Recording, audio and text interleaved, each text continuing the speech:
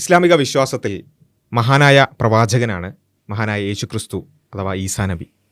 ആ ഈസാ നബി പരലോകത്ത് ദൈവവുമായി നടത്തുന്ന ഒരു സംഭാഷണം, അത് വിശുദ്ധ ഖുർആൻ വളരെ മനോഹരമായി അത് വിവരിക്കുന്നത് നമുക്ക് ഖുർആനിൽ കാണാൻ സാധിക്കും. യേശുക്രിസ്തുവും ദൈവവും തമ്മിലുള്ള ഒരു സംഭാഷണം, അത് നമുക്കൊന്ന് കേൾക്കാം ഖുർആനിൻ്റെ ഭാഷയിലൂടെ. വിശുദ്ധ ഖുർആനിലെ സൂറത്തുൽ മാഇദയിലെ 116 മുതൽ 118 വരെയുള്ള വചനങ്ങളാണ് ഞാൻ വായിക്കാം. അഊദു ബില്ലാഹി മിനശ് ശൈത്വാനിർ റജീം. ബിസ്മില്ലാഹിർ റഹ്മാനിർ റഹീം. وإذ قال الله يا عيسى ابن مريم أأنت قلت للناس اتخذوني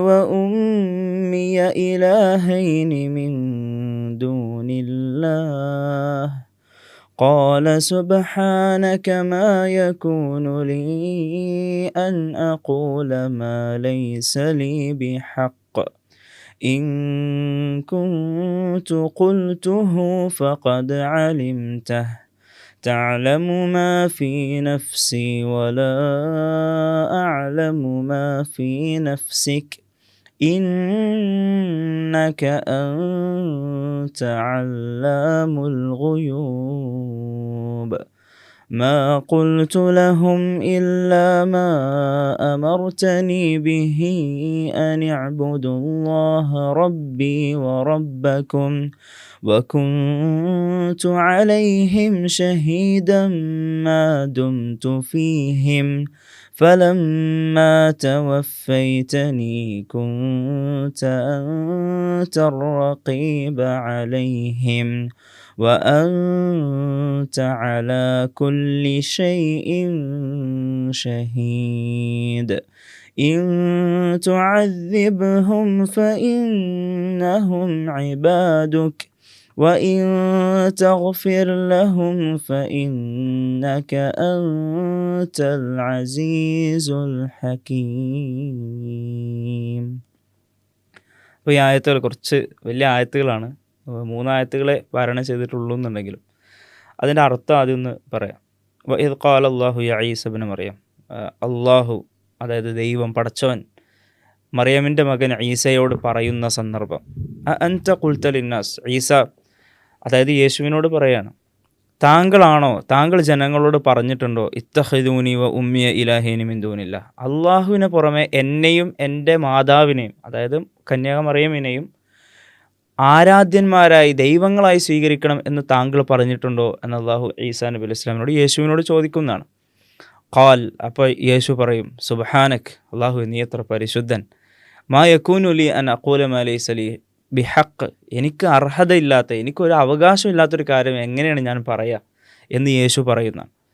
ഇൻ കുൻതു ഖുൽതുഹു ഫഖദ് അലിംത, ഞാൻ എങ്ങനെയെങ്കിലും അവരോട് പറഞ്ഞിട്ടുണ്ടായിരുന്നെങ്കിൽ, ജനങ്ങളോട് അങ്ങനെ പറഞ്ഞിട്ടുണ്ടായിരുന്നെങ്കിൽ, എന്നെയും എൻ്റെ മാതാവിനെ ആരാധ്യന്മാരാക്കണം, ദൈവങ്ങളാക്കണം എന്ന് പറഞ്ഞിട്ടുണ്ടായിരുന്നെങ്കിൽ തീർച്ചയായും നീ അത് അറിയുമായിരുന്നു പടച്ചോനെ. തഅലമു മാ ഫീ നഫ്സി, എൻ്റെ മനസ്സിലുള്ളത് നീ അറിയുന്നു. വലാ അഅലമു മാ ഫീ നഫ്സിക്, എന്നാൽ നിൻ്റെ മനസ്സിലുള്ളത് എന്താണ് എന്ന് എനിക്കറിയില്ല. നീയെല്ലാം അറിയുന്നു, പക്ഷെ എനിക്കെല്ലാം അറിയില്ല. ഇന്നക അൻത അല്ലാമുൽ ഗുയൂബ്, തീർച്ചയായും അദൃശ്യകാര്യങ്ങളെക്കുറിച്ച് നന്നായി അറിയുന്നവൻ നീയാണ് എന്ന് ഈസാ നബി വസ്ലാം പറയാണ്. പിന്നെയും തുടരുകയാണ്, മാ ഖുൽതു ലഹും ഇല്ലാ മാ അമർതനി ബിഹി, അള്ളാഹുവെ നീ എന്നോട് എന്താണോ കൽപ്പിച്ചിട്ടുള്ളത് അതല്ലാതെ ഞാൻ വേറൊന്നും അവരോട് പറഞ്ഞിട്ടില്ല. അൻ അബ്ദുല്ലാഹ്, നീ എന്നോട് കൽപ്പിച്ചിട്ടുള്ളത് അള്ളാഹുവിനെ ആരാധിക്കണം എന്നായിരുന്നു. റബ്ബി വ റബ്ബക്കും, എൻ്റെയും നിങ്ങളുടെയും രക്ഷിതാവായ അള്ളാഹുവിനെ ആരാധിക്കണം എന്നായിരുന്നു ഞാൻ പറഞ്ഞത്. വകുന്തു അലൈഹിം ഷഹീദൻ മാ ദുംതു ഫീഹിം, ഞാൻ അവരുടെ ഇടയിൽ ജീവിച്ചിരുന്നിടത്തോളം കാലം ഞാൻ അവരുടെ മേൽ സാക്ഷിയാണ്, ഞാൻ അവരുടെ മേൽനോട്ടം വഹിച്ചവനാണ്, ഞാൻ അവിടെ ജീവിച്ചിരിക്കുന്നിടത്തോളം കാലം ഞാൻ അവരുടെ സാക്ഷിയാണ്. ഫലമ്മ തവഫൈതനി, എന്നാൽ നീ എന്നെ പൂർണ്ണമായി എടുത്തപ്പോൾ കുന്ത അൻത റഖീബ് അലൈഹിം, പിന്നെ നീയാണല്ലോ അവരുടെ മേൽനോട്ടം വഹിച്ചത്, പിന്നെ എനിക്കൊരു റോളും ഇല്ലല്ലോ. വ അൻത അലാ കുല്ലി ഷൈഇൻ ഷഹീദ്, നീയാണെങ്കിൽ എല്ലാ കാര്യത്തിനും സാക്ഷിയായിട്ടുള്ളവനുമാണ്. എന്തൊക്കെ സംഭവിക്കുന്നത്, പിന്നീട് എന്താ സംഭവിച്ചതെന്നുള്ളതൊക്കെ നിനക്കറിയാം. ഇൻ തുഅദ്ദിബ്ഹും ഫഇന്നഹും ഇബാദുക്, അതുകൊണ്ട് റബ്ബേ പടച്ചോനെ നീ ഇവരെ ശിക്ഷിക്കുകയാണെങ്കിൽ, എന്നെ ആരാധിച്ചതിൻ്റെ പേരിൽ, എൻ്റെ മാതാവിനെ ആരാധിച്ചതിൻ്റെയൊക്കെ പേരിൽ നീ ഇവരെ ശിക്ഷിക്കുകയാണെങ്കിൽ തീർച്ചയായും അവർ നിൻ്റെ അടിമകൾ മാത്രമാണ്, ദാസന്മാർ മാത്രമാണ്. വ ഇൻ തഗ്ഫിർ ലഹും, എന്നാൽ നീ അവർക്ക് പാപമോചനം നൽകുകയാണ്, അവർക്ക് പുറത്തു കൊടുക്കുകയാണെങ്കിൽ, ഫ ഇന്നക അൻതൽ അസീസുൽ ഹക്കീം, നീയാണ് പ്രതാപിയും അങ്ങേയറ്റം യുക്തിമാനുമായിട്ടുള്ളവൻ എന്ന് അള്ളാഹുവിനോട് പറയുന്ന ഒരു സംഭാഷണം. വളരെ മനോഹരമായ ഒരു സംഭാഷണമാണ്. അതേസമയം നമുക്ക് ചില കാര്യങ്ങൾ വ്യക്തമാക്കി തരുന്ന ഒരു സംഭാഷണം കൂടിയാണ്. ഇപ്പോൾ ഈ വിഷയത്തിൽ നമുക്ക് ഇത് ബൈബിളിലും നമുക്ക് കാണാൻ കഴിയും ഇതുപോലെയുള്ള വാചകങ്ങൾ. ഇപ്പോൾ ഈ യേശുക്രിസ്തുവായിട്ട് ബന്ധപ്പെട്ടുള്ള ഈ കാര്യങ്ങൾ പറയുമ്പോൾ ബൈബിളിലെ ഓരോ വാചകങ്ങൾ നമുക്ക് ഓർമ്മ വരും, അതിലിങ്ങനെ ഓർമ്മ വരും. ഇപ്പൊ ഇവിടെ പറയുന്നുണ്ടല്ലോ, അനിഅബ്ദുല്ലാഹ റബ്ബി റബ്ബക്കും, എന്റെയും നിങ്ങളുടെയും രക്ഷിതാവായ അള്ളാഹുവിനെ നിങ്ങൾ ആരാധിക്കണം, ഏക കർത്താവിനെ ആരാധിക്കണം എന്ന് പറയുന്നത് തന്നെ ആ പദമടക്കം നമുക്ക് റിലേറ്റ് ചെയ്യാൻ പറ്റും ഈ ഒരു ഖുർആന്റെ ആയത്ത് നോക്കുമ്പോൾ. അങ്ങനെ തന്നെ ബൈബിളിൽ കൊടുക്കുന്ന നമുക്ക് കാണാൻ കഴിയും. അപ്പോൾ ഖുർആൻ ആ ഒരു സംഭവത്തെക്കുറിച്ച് പറയാണ്. പരലോകത്ത് എല്ലാവരും വിചാരണ ചെയ്യപ്പെടുന്ന സമയത്ത് യേശുവും അവിടെ വരും, ഈസാ നബി അലൈഹി സ്വലാം അവിടെ വരും. ആ സമയത്ത് അള്ളാഹു ചോദിക്കും ഈസയോട്, താങ്കൾ പറഞ്ഞിരുന്നോ എന്നെ ആരാധിക്കാൻ, അതേപോലെ എൻ്റെ മാതാവിനെ കന്യാകുമാരിയത്തിനെ ആരാധിക്കണം താങ്കൾ പറഞ്ഞിരുന്നോ? അപ്പോൾ അദ്ദേഹം പറയും, ഇല്ല, ഞാനൊരിക്കലും അങ്ങനെ പറഞ്ഞിട്ടില്ല.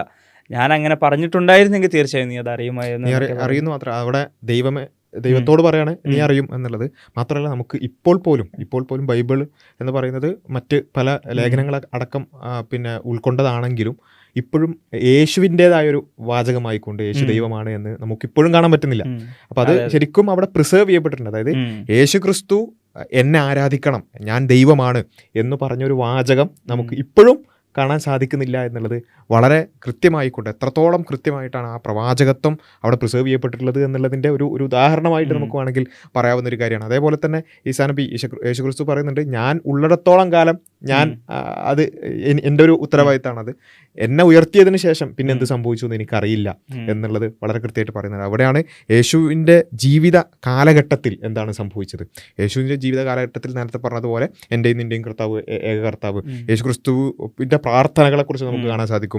പിതാവേ എന്ന് വിളിക്കുന്ന, ദൈവമേ എന്ന് വിളിക്കുന്ന, ആ ഒരു കർത്താവേ എന്ന് വിളിക്കുന്ന ആ പ്രാർത്ഥന യേശുക്രിസ്തു പ്രാർത്ഥിക്കുന്നതായിട്ട് നമുക്ക് കാണാൻ സാധിക്കും. ദൈവത്തെ വിളിക്കുന്ന, ദൈവത്തെ മാത്രം ആരാധിക്കുന്ന, അത് നിരന്തരം ജനങ്ങളോട് പറയുന്ന യേശുവിനെ നമുക്ക് കാണാൻ സാധിക്കും. പക്ഷേ യേശുവിൻ്റെ ആ ഒരു പിന്നെ അവർ വിശ്വസിക്കുന്ന കുരിശുമരണം എന്ന് അവർ വിശ്വസിക്കുന്ന, അല്ലെങ്കിൽ മുസ്ലിങ്ങൾ വിശ്വസിക്കുന്ന ആ ഉയർക്കൽ, അതിനുശേഷം പിന്നെ അവിടെ ഒരു വലിയൊരു വ്യതിയാനം സംഭവിക്കുകയാണ്. ആ പ്രവാചകനെ തന്നെ ദൈവമായി, ദൈവപുത്രനായി മാറ്റുന്ന ഒരു അവസ്ഥ നമ്മൾ കാണുകയാണ്. അവിടെയാണ് യേശുക്രിസ്തു അവസാനം പറയുന്നത്, നിനക്ക് ശിക്ഷിക്കാനുള്ള അവകാശമുണ്ട്, കാരണം അവർ നിന്റെ അടിമകളാണല്ലോ, എന്നാൽ അവർക്ക് പുറത്തു കൊടുക്കുകയാണെങ്കിൽ നീ എല്ലാം പൊറുക്കുന്നവനാണ് എന്നുള്ള ആ ഒരു കാര്യത്തോടു കൂടി യേശുക്രിസ്തുവിൻ്റെ ആ ഒരു സംസാരം നമുക്ക് വളരെ സുന്ദരമായി കൊണ്ട് ദൈവവും യേശുവും തമ്മിലുള്ള ആ ഒരു സംസാരം നമുക്ക് കാണാൻ സാധിക്കും. ഇത് ഒരു നമ്മളുടെ സൃഷ്ടികളുടെ ഒരു പേഴ്സ്പെക്റ്റീവിൻ്റെ പുറത്തുനിന്ന് മേലെ നിന്നുള്ള ഒരു നറേറ്റീവായിട്ടാണ് നമുക്കിത് അനുഭവപ്പെടുക. നമ്മളിങ്ങനെ ശരിയാണ്, മുസ്ലിങ്ങൾ ഇങ്ങനെ വിശ്വസിക്കുന്നു, ക്രൈസ്തവർ ഇങ്ങനെ വിശ്വസിക്കുന്നു യേശുവിനെ കുറിച്ച്, അതിനൊക്കെ അപ്പുറത്ത് ഇതിനൊക്കെ അവസാനം പരലോകത്ത് വെച്ച് യേശുവും ദൈവവും തമ്മിലുള്ളൊരു കോൺവേഴ്സേഷൻ നമുക്ക് ആ ഒരു ഗാംഭീര്യത്തോടു കൂടി തന്നെ വിശുദ്ധ ഖുർആൻ നമുക്ക് പറഞ്ഞു തരികയാണ് യഥാർത്ഥത്തിൽ ഈ ഒരു ആയത്തുകളിലൂടെ ചെയ്യുന്നത്. മാത്രമല്ല, ഇപ്പോൾ കുരിശുമരണത്തിൽ വിശ്വസിക്കുന്ന ക്രൈസ്തവരടക്കം അവരടക്കം കുരിശുമരണത്തിൻ്റെ ആ സമയത്ത് യേശുവിൻ്റെ പ്രാർത്ഥനയെക്കുറിച്ച് പറയുന്നുണ്ട്. ഏലി ഏലി ലമ്മ സബക്താനി എന്നാണ്. അതായത് എൻ്റെ ദൈവമേ ദൈവമേ കർത്താവേ കർത്താവേ എന്നിൽ നിന്ന് ഈ പാനപാത്രം നീക്കണം എന്ന് പറയുന്ന ഒരു പ്രാർത്ഥനയാണ്. അതൊക്കെ ശരിക്കും കാണിക്കുന്നത് എന്തായിരുന്നു ഈസാ നബി അലൈഹി സ്വലാം പഠിപ്പിച്ചിരുന്നത്, ആ ആദർശം എന്തായിരുന്നു, പഠിപ്പിച്ച ആദർശം എന്തായിരുന്നു എന്നുള്ള വളരെ കൃത്യമാണ്. അതിപ്പോഴും വെൽ പ്രിസേർവ്ഡ് ആണ്, പറഞ്ഞ പോലെ അതുതന്നെയാണ് ഖുർആനും പറയുന്നത്. ഇനി ഇത് നമ്മൾ മുഹമ്മദ് നബി സല്ലല്ലാഹു അലൈഹി വസല്ലമയിലേക്ക് വരുമ്പോൾ, മുഹമ്മദ് നബി സല്ലല്ലാഹു അലൈഹി വസല്ലമയെ നമ്മൾ യേശുവിൻ്റെ പിൻഗാമിയായിട്ടാണ് നമ്മൾ മനസ്സിലാക്കുന്നത്. ഒരു പ്രവാചകത്വ പരമ്പരയിലെ അവസാനത്തെ കണ്ണിയായിട്ടാണ് മുഹമ്മദ് നബി സല്ലല്ലാഹു അലൈഹി വസല്ലമയെ മനസ്സിലാക്കുന്നത്. ഇനി മുഹമ്മദ് നബി സല്ലല്ലാഹു അലൈഹി വസല്ലമയ്ക്ക് ശേഷം ഇനി വേറൊരു പ്രവാചകൻ വരാനില്ല, അതാണ് കൺസെപ്റ്റ്.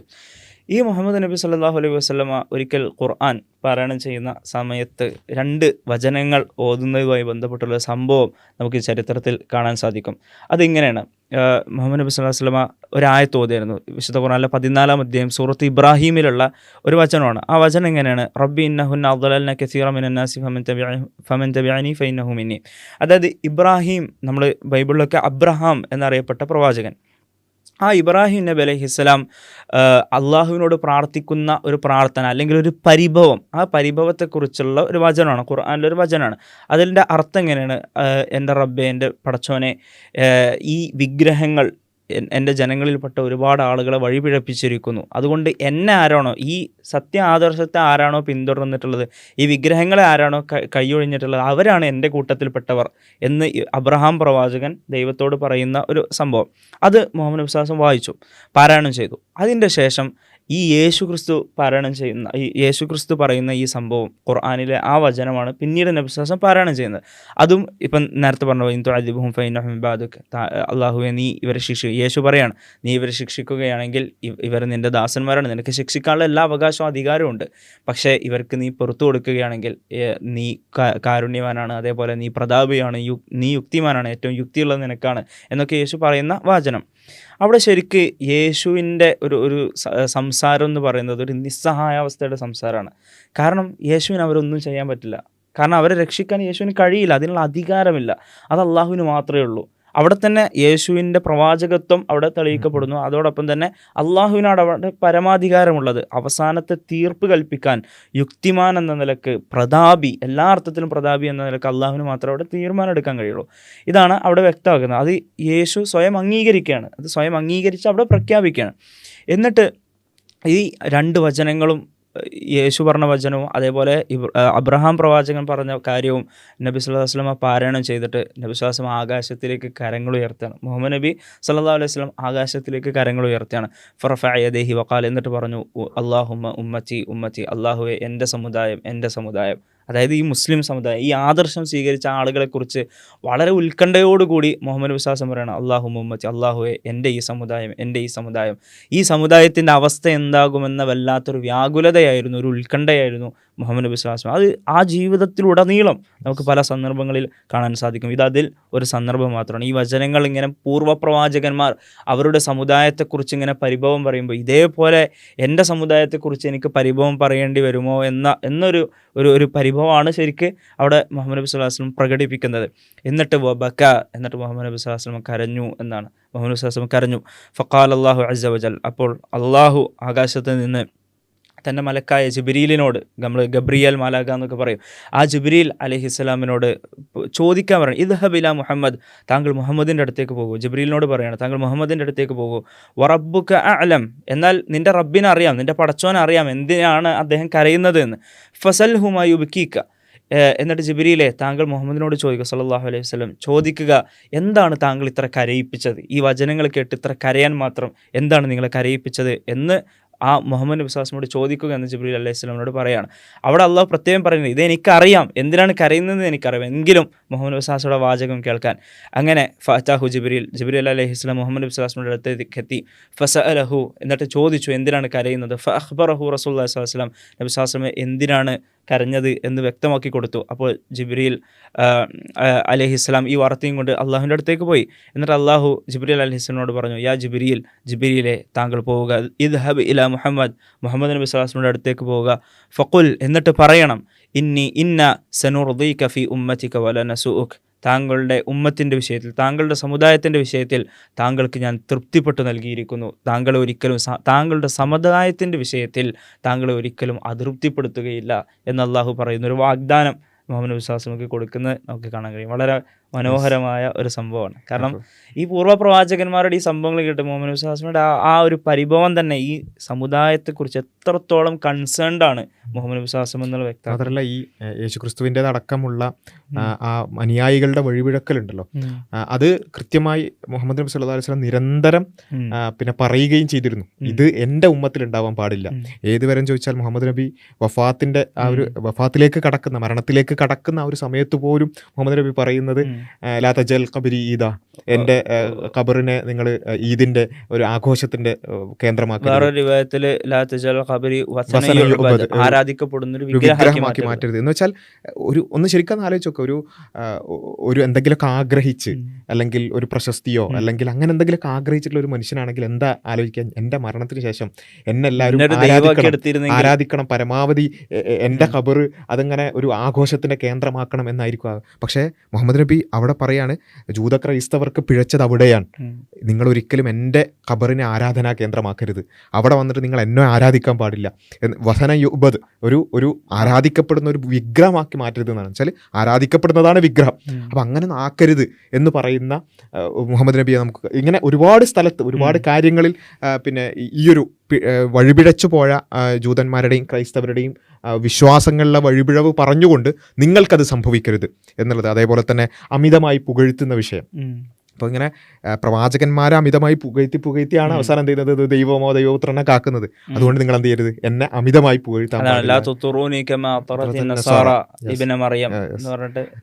ക്രൈസ്തവർ ഈ യേശുക്രിസ്തുവിനെ അമിതമായി പുകഴ്ത്തിയതുപോലെ നിങ്ങൾ എന്നെ പുകഴ്ത്താൻ പാടില്ല എന്ന് പറയണം. ഇങ്ങനെ എവിടെയൊക്കെയാണോ ഉമ്മത്ത് മുഹമ്മദ് നബിയുടെ സമുദായം തെറ്റിപ്പോകാൻ സാധ്യതയുള്ളത്, മുഹമ്മദ് നബി ആരാധിക്കുന്ന അവസ്ഥയിലേക്ക്, മുഹമ്മദ് നബിയോട് പ്രാർത്ഥിക്കുന്ന അവസ്ഥയിലേക്ക് അങ്ങനെ തെറ്റിപ്പോകാൻ സാധ്യതയുള്ളത്, ആ തെറ്റിപ്പോകാൻ സാധ്യതയുള്ള വഴികളടക്കം അടച്ചുകൊണ്ട് അത് ഏറ്റവും അവസാനം മരണക്കിടക്കയിൽ പോലും അതൊരു കൺസേൺ ആയിക്കൊണ്ട് അതിനെക്കുറിച്ച് സംസാരിക്കുന്ന മുഹമ്മദ് നബിയെ നമുക്ക് കാണാൻ സാധിക്കും. അപ്പോൾ അത്രത്തോളം ഒരു സമുദായത്തിൻ്റെ വിഷയത്തിൽ കൺസേൺഡായ, മാത്രമല്ല നമുക്ക് കാണാൻ സാധിക്കും മറ്റു പല പ്രവാചകന്മാരും അല്ലെങ്കിൽ ആ പ്രബോധിത സമൂഹം തന്നെ ഉപദ്രവിച്ചപ്പോൾ അവരെ നശിപ്പിക്കണേ എന്നുള്ളൊരു പ്രാർത്ഥന വരെ പലപ്പോഴും പല പ്രവാചകന്മാരുടെ ഭാഗത്തു നിന്ന് ഉണ്ടായിട്ടുണ്ട്. പക്ഷേ മുഹമ്മദ് നബി കല്ലേറ് കൊണ്ട് ത്വായിഫിൽ നിന്ന് പുറത്തുവരുമ്പോൾ പോലും നശിപ്പിക്കണോ എന്ന് ഗബ്രിയേൽ മാലാഖ ചോദിക്കുന്നുണ്ട്, ജിബ്രീൽ ചോദിക്കുന്നുണ്ട്. പക്ഷേ അവിടെ അത് പുറത്തു കൊടുക്കുന്ന മുഹമ്മദ് നബിയാണ്. അവരുടെ സന്തതി പരമ്പരയിൽ നിന്ന് ഈ ആദർശം സ്വീകരിക്കുന്ന ആളുകൾ ഉണ്ടാകട്ടെ എന്നുള്ള പ്രാർത്ഥന അത് സംഭവിക്കുകയും ചെയ്തു എന്ന് നമുക്ക് കാണാൻ സാധിക്കും. അപ്പോൾ ഇത് മുഹമ്മദ് നബിയുടെ ഒരു പ്രത്യേകത. ഇത്രമേൽ ഒരുപാട് പ്രയാസങ്ങളിലൂടെ മുഹമ്മദ് നബി കടന്നുപോയിട്ടും തൻ്റെ ഉമ്മത്തിനെതിരെയോ അല്ലെങ്കിൽ തൻ്റെ പ്രബോധിത സമൂഹത്തിനെതിരെയോ ഒരു പ്രാർത്ഥന മുഹമ്മദ് നബിയുടെ ഭാഗത്ത് നിന്ന് ഉണ്ടായിട്ടില്ല എന്നുള്ളത് കൂടി അതിൻ്റെ ഭാഗമായി നമ്മൾ മനസ്സിലാക്കണം. മാത്രമല്ല, ഇപ്പോൾ ഈ ആദർശത്തിൽ എന്തെങ്കിലും ഒരു പിഴക്കൽ വരുന്നു, ഈ അള്ളാഹുവിനെ മാത്രം ആരാധിക്കുക എന്ന ആ ഏകദൈവ ആരാധന എന്ന് പറഞ്ഞ കൺസെപ്റ്റിൽ നിന്ന് ഒന്ന് വ്യതിചലിച്ചു പോകുന്നു എന്ന് കാണുമ്പോഴേക്കും മുഹമ്മദ് നബി വിശ്വാസം ഉടനെ അവിടെ ഇടപെടുന്നുള്ളതാണ്. അപ്പോൾ അതിൻ്റെ ഒരു ഉദാഹരണം നോക്കി കാണാം. ഒരു വ്യക്തി വന്നിട്ട് നബി വിശ്വാസനോട് സംസാരിക്കുന്നതിൻ്റെ അടുക്ക് പറഞ്ഞു, മാഷാ അള്ളാഹു വശിത്ത, അള്ളാഹു ഉദ്ദേശിച്ചതുപോലെയും താങ്കൾ ഉദ്ദേശിച്ച പോലെയും നടന്നു. അപ്പോൾ അള്ളാഹു ഉദ്ദേശിച്ച പോലെ നടന്നു, താങ്കൾ ഉദ്ദേശിച്ച പോലെ നടന്നു. പക്ഷെ ഉടനെ നബി സ്വല്ലല്ലാഹു അലൈഹി വസല്ലം അദ്ദേഹത്തോട് വളരെ ഗൗരവത്തിൽ ചോദിക്കുകയാണ്, ആ ജഅൽതനി ലില്ലാഹി നിദ്ദ, താങ്കൾ എന്നെ അള്ളാഹുവിന് സമനാക്കിയിരിക്കുകയാണോ, അള്ളാഹുവിനെ പോലെ എന്നെ തുലനപ്പെടുത്തിയിരിക്കുകയാണോ, അതിന് എന്താണ് ഞാൻ എന്നുള്ള രൂപത്തിൽ നബി സ്വല്ലല്ലാഹു അലൈഹി വസല്ലം ചോദിക്കുന്ന നമുക്ക് കാണാൻ കഴിയും. അത്രത്തോളം ആദർശത്തിൻ്റെ വിഷയത്തിൽ, ഏകദൈവാരാധനയുടെ വിഷയത്തിൽ കണിശത കാണിച്ച മുഹമ്മദ് നബി സ്വല്ലല്ലാഹു അലൈഹി വസല്ലം കാണാൻ കഴിയും. ശരിക്ക് പൂർവ്വപ്രവാചകന്മാരെ ഒക്കെ പിന്തുടരുന്നു എന്ന് അവകാശപ്പെടുന്ന ആളുകൾക്ക് വന്ന വീഴ്ച ഈ സമുദായത്തിന് വന്നു പോകരുത് എന്ന നബി സല്ലല്ലാഹു അലൈഹി വസല്ലമയുടെ അങ്ങേയറ്റത്തെ ആഗ്രഹം. അതുകൊണ്ടാണല്ലോ ഖുർആനിൽ മുഹമ്മദ് നബി സ്വല്ലല്ലാഹു അലൈഹി വസല്ലമയെ കുറിച്ച് വിശേഷിപ്പിച്ചത് അസീസുൻ അലൈഹി മാ അനിത്തും ഹരീസുൻ അലൈക്കും ബിൽ മുഅ്മിനീന റഊഫുർ റഹീം. അത് സത്യവിശ്വാസികൾക്ക് എന്തെങ്കിലും ഒരു പ്രയാസം സഹിക്കുന്ന അദ്ദേഹത്തിന് അസഹനീയമാണ്. സത്യവിശ്വാസികൾക്ക് നന്മ ലഭിക്കണം എന്നുള്ള വിഷയത്തിൽ അദ്ദേഹത്തിന് അങ്ങേയറ്റത്തെ ആഗ്രഹമാണ്. നമ്മൾ അത്യാഗ്രഹം എന്നൊക്കെ പറയില്ലേ, അങ്ങനത്തെ ആഗ്രഹമാണ് നബി സല്ലല്ലാഹു അലൈഹി വസല്ലമക്ക്. ഇങ്ങനെ നബി സല്ലല്ലാഹു അലൈഹി വസല്ലമയെ കുറിച്ച് വിശേഷിപ്പിക്കുന്നത് തന്നെ അതിൽ നിന്ന് തന്നെ മനസ്സിലാവും ഈ ഉമ്മത്തിന് എത്രത്തോളം നേർവഴിയിൽ നടക്കണം എന്ന് നബി സല്ലല്ലാഹു അലൈഹി വസല്ലമക്ക് നിർബന്ധമുണ്ട് എന്നത്. അതുകൊണ്ട് തന്നെ നബി സല്ലല്ലാഹു അലൈഹി വസല്ലമ പഠിപ്പിച്ച ആ സന്ദേശം, ആ ഏകദൈവാരാധനയുടെ സന്ദേശത്തിൽ നിന്ന് വ്യതിചലിച്ചു പോകാതിരിക്കാൻ നമ്മൾ ശ്രദ്ധിക്കണം. ഇപ്പോൾ നമ്മൾ റമദാനിലാണ്. അതോടൊപ്പം തന്നെ റമദാൻ അല്ലാത്ത സമയങ്ങളിലൊക്കെ നമ്മളിലേക്ക് അറിഞ്ഞോ അറിയാതെയോ കടന്നു വരാൻ സാധ്യതയുള്ള ഒന്നാണ് ഷിർക്ക്. അള്ളാഹു അല്ലാത്തവർക്ക് വേണ്ടി ആരാധനകൾ അർപ്പിക്കുക എന്നുള്ളത്. പക്ഷെ ആ ഷിർക്കിന് പല പദവികളുണ്ട്. ചിലത് വളരെ ഗൗരവത്തിലുള്ള ഷിർക്കുണ്ട്, ഷിർക്കുൽ അക്ബർ എന്ന് പറയുന്നുണ്ട്. ചിലത് ചെറിയ ഷിർക്ക് എന്ന് വ്യവച്ഛേദിച്ച് മനസ്സിലാക്കപ്പെടുന്ന ചെറിയ ഷിർക്ക് എന്ന് പറയുന്നത്. പക്ഷെ ഇതെല്ലാം ഗൗരവമുള്ളത് തന്നെയാണ്. അപ്പോൾ അതിൻ്റെ ഒരു ഉദാഹരണം, ചെറിയ ഷിർക്കിൻ്റെ ഒരു ഉദാഹരണമാണ് റിയാ എന്ന് പറയും. റിയാ എന്ന് പറഞ്ഞാൽ നമ്മൾ ലോകമാന്യതയ്ക്ക് വേണ്ടി ആളുകളുടെ ഇടയിൽ നല്ല രൂപത്തിൽ അറിയപ്പെടാൻ, ഇപ്പം നമ്മൾ നിസ്കരിക്കുന്നു, ആ നിസ്കരിക്കുന്നത് കുറച്ച് ആളുകൾ കാണുമ്പോൾ കുറച്ചുകൂടി നന്നാക്കുന്നു, അല്ലെങ്കിൽ അതിൻ്റെ ദൈർഘ്യം കൂട്ടുന്നു. ഇതൊക്കെ എന്താണ്? അവരെ തൃപ്തിപ്പെടുത്താൻ, അല്ലെങ്കിൽ അവരുടെ പടച്ചവൻ്റെ തൃപ്തിക്ക് പകരം മറ്റുള്ളവരുടെ തൃപ്തിക്ക് വേണ്ടി. അത് നോമ്പെടുക്കലാകട്ടെ, നമ്മൾ ദാനധർമ്മം ചെയ്യലാകട്ടെ, ഒരു പാവപ്പെട്ടവനെ വേറെ എന്തെങ്കിലും രൂപത്തിൽ സഹായിക്കലാകട്ടെ, ഇങ്ങനെ എന്തോ ആയിക്കോട്ടെ, അത് നമ്മൾ പടച്ചവൻ്റെ തൃപ്തിക്ക് പകരം മറ്റുള്ളവരുടെ തൃപ്തിക്ക് വേണ്ടി ചെയ്തു കഴിഞ്ഞാൽ അത് ചെറിയ ശിർക്കാണെന്ന് പഠിപ്പിക്കുന്ന അത്രയും ആ വിഷയത്തിൽ ഗൗരവം നബി സല്ലല്ലാഹു അലൈഹി വസല്ലം നമുക്ക് പഠിപ്പിച്ചു തന്നിട്ടുണ്ട്. ഇതെല്ലാം നമ്മൾ ഈ വിഷയത്തിൽ ശ്രദ്ധിക്കണം. യേശുക്രിസ്തുവിൻ്റെയും മുഹമ്മദ് നബിയുടെയും ആ ഒരു സംഭവങ്ങളിലൂടെ നമ്മൾ നമ്മൾ കടന്നു പോകുമ്പോൾ ഇതിലൊക്കെ ഒരു മുഴച്ചു നിൽക്കുന്നത് ആ ഏകദൈവ വിശ്വാസം എന്ന് പറയുന്ന ആ ഒരു കൺസെപ്റ്റ്. അതായത് വമാ അർസൽനാ മിൻ ഖബ്ലിക ഇല്ലാ റസൂൽ, എല്ലാ പ്രവാചകന്മാരെയും അയച്ചിട്ടുള്ളത് ഇല്ലാ നൂഹിയ അന്നഹു ലാ ഇലാഹ ഇല്ലാ അന ഫഅ്ബുദൂൻ, എന്നെ ആരാധിക്കാൻ വേണ്ടിയല്ല, അല്ലെങ്കിൽ ലാ ഇലാഹ ഇല്ലല്ലാഹ്, എന്നെ ഏകനായ ദൈവത്തെ അല്ലാതെ ആരാധിക്കാൻ പാടില്ല എന്ന ഒരു ആശയത്തിന് വേണ്ടിയാണ് എല്ലാ പ്രവാചകന്മാരും വന്നിട്ടുള്ളത്. അത് യേശുക്രിസ്തു ആകട്ടെ, അബ്രഹാം പിതാവ് ആകട്ടെ, അതുപോലെ തന്നെ മുഹമ്മദ് നബി ആകട്ടെ, എല്ലാവരും നിരന്തരം പറഞ്ഞുകൊണ്ടിരിക്കുന്ന ഏറ്റവും പ്രധാനപ്പെട്ട ഒരു ആശയം എന്ന് പറയുന്നത് ആരാധനക്കർഹൻ ദൈവമല്ലാതെ, നമ്മളെ പടച്ചോനല്ലാതെ മറ്റൊരാളുമില്ല. അതുകൊണ്ട് നമ്മൾ ഓരോരുത്തരും, അത് ഏത് മതത്തിൽ വിശ്വസിക്കുന്നവരാകട്ടെ, ഈ പ്രവാചക പാരമ്പര്യത്തെക്കുറിച്ചൊക്കെ ഏകദേശം ഒരു ധാരണ ഉള്ളവരാണെങ്കിൽ നമ്മൾ ആലോചിക്കേണ്ടത് നമ്മുടെ മനസ്സിൽ ഏകനായ, നമ്മളെല്ലാവരെയും സൃഷ്ടിച്ച ഹിന്ദുവിനെയും മുസ്ലിമിനെയും ക്രിസ്ത്യാനിയെയും മതമുള്ളവനെയും ഇല്ലാത്തവനെയും എല്ലാവരെയും സൃഷ്ടിച്ച ഏകനായൊരു സട്ടാവുണ്ടല്ലോ, ആ അറബിയിൽ അള്ളാഹ് എന്ന് പറയുന്ന, അല്ലെങ്കിൽ സർവേശ്വരൻ, അല്ലെങ്കിൽ ദ ഗോഡ് എന്ന് നമ്മൾ പറയുന്ന ആ പടച്ചോനെയല്ലാതെ നമ്മുടെ മനസ്സിൽ നിന്ന് ഏതെങ്കിലും ഒരു തേട്ടം, ഒരു അഭൗതികമായ ഒരു തേട്ടം നമ്മുടെ മനസ്സിൽ നിന്ന് വരുന്നുണ്ടോ എന്നുള്ളതാണ് നമ്മൾ ആലോചിക്കേണ്ടത്. നമ്മൾ എന്തെങ്കിലും ഒരു പ്രതിസന്ധിയിലേക്ക് വരുമ്പോൾ ആ പടച്ചോനെ, ദൈവമേ എന്നല്ലാതെയുള്ള ഒരു വിളി, എന്നല്ലാതെയുള്ള ഒരു തേട്ടം നമ്മുടെ മനസ്സിൽ നിന്ന് കടന്നു വരുന്നുണ്ടോ എന്നുള്ളതാണ്. എല്ലാ പ്രവാചകന്മാരും ഏറ്റവും ഗൗരവകരമായി അവരുടെ സമുദായങ്ങളെ പഠിപ്പിച്ച ഒരു ആശയമാണിത്. അതിൽ നിന്നും ഒരുപാട് സമുദായങ്ങൾ വഴിപിഴച്ചു പോയി. ആ വഴിപിഴവ് സംഭവിക്കാതിരിക്കുക എന്നതായിരിക്കണം പ്രവാചക പാരമ്പര്യം പുലർത്തണം എന്നാഗ്രഹിക്കുന്ന ഓരോരുത്തരും ചെയ്യേണ്ടത്. നമ്മുടെ ആരാധനയുടെ ഏതു ഭാഗട്ടെ, നേർച്ചകളാകട്ടെ, വഴിപാടുകളാകട്ടെ, പ്രാർത്ഥനകളാകട്ടെ, അതൊന്നും ഈ ഏകനായ പടച്ചോനല്ലാതെ, ദൈവത്തിനല്ലാതെ മറ്റൊരാൾക്കും അതിൻ്റെ ഒരു അംശം പോലും നമ്മുടെ മനസ്സിൽ നിന്ന്, അത്തരം ഒരു തേട്ടത്തിൻ്റെ ഒരു കാമ്പ് പോലും, ഒരു ചെറിയൊരു ഭാഗം പോലും വരുന്നില്ല എന്ന് ഉറപ്പുവരുത്താനുള്ള ഒരു പരിശ്രമം, പ്രത്യേകിച്ചും ഈ റമദാനിലൂടെയൊക്കെ കടന്നുപോയി ഒരു എന്താ പറയുക, വിമലീകരണത്തിലൂടെയൊക്കെ കടന്നുപോയവരായിരിക്കും വിശ്വാസികൾ. പ്രത്യേകിച്ചും നമ്മളുടെ എല്ലാ പ്രവർത്തനങ്ങളുടെയും അടിസ്ഥാനം എന്ന് പറഞ്ഞാൽ ഈ വിശ്വാസത്തിലാണ്. അതിലെന്തെങ്കിലും ഒരു പ്രശ്നം സംഭവിച്ചിട്ടുണ്ടെന്നുണ്ടെങ്കിൽ ബാക്കിയൊക്കെ പിന്നെ വിഫലമായി പോകുന്നൊരവസ്ഥ ഉണ്ടാകും. അതൊരിക്കലും ഉണ്ടാകാതിരിക്കാൻ പ്രത്യേകിച്ച് ഈ ഒരു ഏകദൈവ വിശ്വാസത്തിൻ്റെ വിഷയത്തിൽ നമ്മളെല്ലാവരും ശ്രദ്ധിക്കേണ്ടതുണ്ട്. അത് പ്രവാചകന്മാരഖിലവും പറഞ്ഞ, അത് അവരുടെ ജീവിതം അതിനുവേണ്ടി ഒഴിഞ്ഞു വെച്ച ഒരാശയമാണത്. അതിനെ ആ ഗൗരവത്തോടു കൂടി തന്നെ എടുക്കാൻ നമ്മളെല്ലാവരും ശ്രദ്ധിക്കേണ്ടതുണ്ട് എന്നുള്ളതാണ് ഈ ഒരു ആയത്തുമായി ബന്ധപ്പെടുത്തിക്കൊണ്ട് നമ്മൾ പറയാൻ ഉദ്ദേശിക്കുന്നത്. ഇൻഷാ അല്ലാഹ് ഇതുപോലുള്ള മറ്റ് വിഷയങ്ങൾ നമുക്ക് ഇനിയും സംസാരിക്കാം. അസ്സലാമു അലൈക്കും വറഹ്മത്തുള്ളാഹി.